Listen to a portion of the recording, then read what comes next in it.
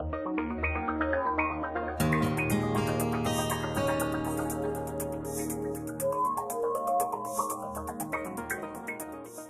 think one of the big things is that we're not shoehorning and dragging the lint bat through the machine on top of, in other words, we're in the old steamroller, we're wanting the revolving drum to hold the cotton and to move it through the steamroller's housing.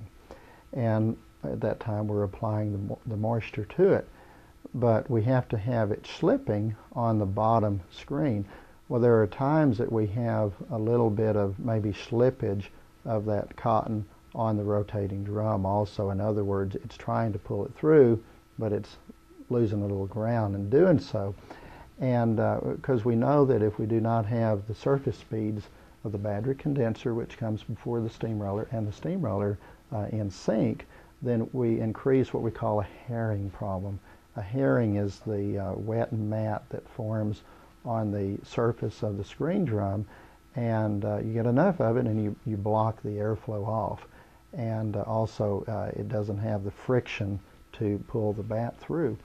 And so the Steamroller II is not having to drag the bat through and have another friction surface there to work against. It's simply transferring it through the housing, laying on top of its drum. And so we don't have that sliding or slipping like we do potentially with the Steamroller I.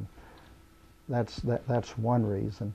Another reason is we've got a point right before we pick the bat up with the Steamroller II that we can apply more hot air than we can on the Steamroller I to help keep the screen dry, toasty, warm, and in other words, we reduce the tendency for condensation, for moisture, the vapor, to condense into water on the drum.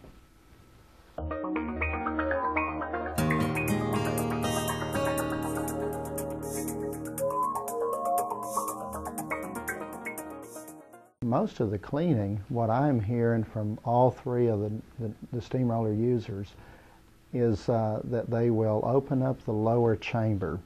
There's two access doors, and actually these access or panels actually have plexiglass or plastic glass in the panel so that you can see from the outside in, and you can see what's going on inside.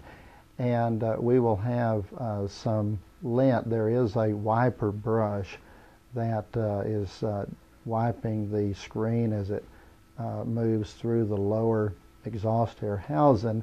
There's just some points on that you do have to blow off. And what I'm told is that they'll do it once a day. And even if it wasn't done once a day, it's no big deal. There's no accumulation of pin trash like with the Steamroller I, where there was some points where you absolutely had to, the trashier the cotton, you had to clean it out, or the cotton would stop feeding in. And as far as opening up the drum, we can actually access the inside of the perforated drum, and I've been told that so far this season, not one of the three have opened up that drum. And so that tells me that we're not forcing, by scrubbing motion, the lint to want to go through the drum. This fuzz or stuff is because it's not a perfect doffer of taking the lint off of the perforated drum. Some of it transfers with the drum to the lower housing. And so that's where most of the lint comes from.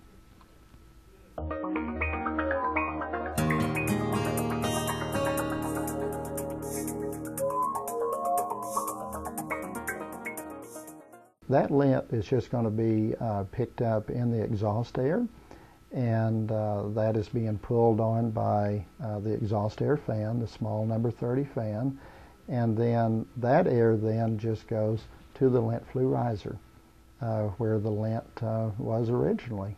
And so any lint that is in that air is just circulated back into the riser.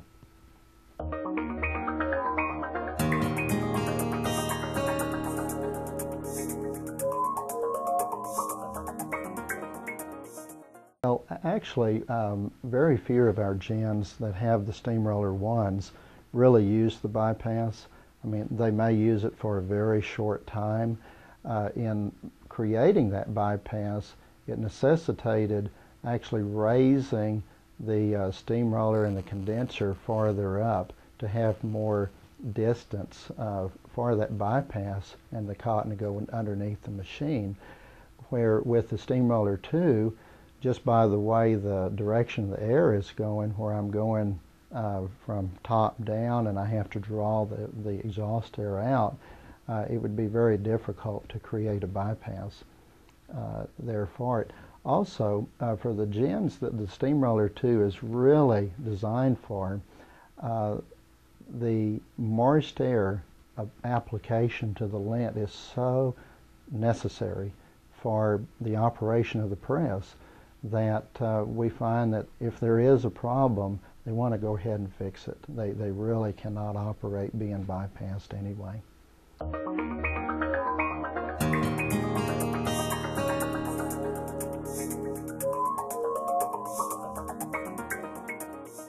Actually, the Steamroller 2 is going to take up a little bit more horizontal length. I believe it's about 5 inches more.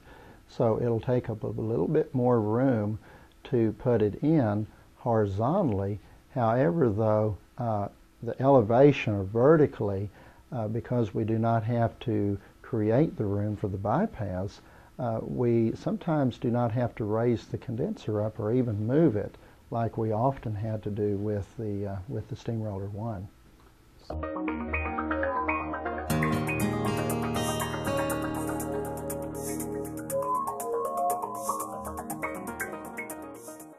We're actually seeing that it looks like it's every bit as good as it was with the Steamroller 1. At first we were a little concerned just with our experience last year, but we had quite a short slide to work with at Newtax on the field testing last year. That we may not have had as good of back compression as we did with the Steamroller 1, but with more experience now with actually 2 users that operated the old steamrollers, they're reporting that they think it's every bit as good as the back compression had been with the older steamroller.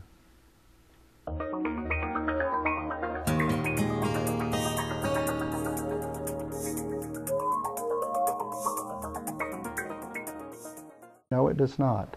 We worked on that last year with the field prototype, and we actually got away from having to have the ring seal brushes.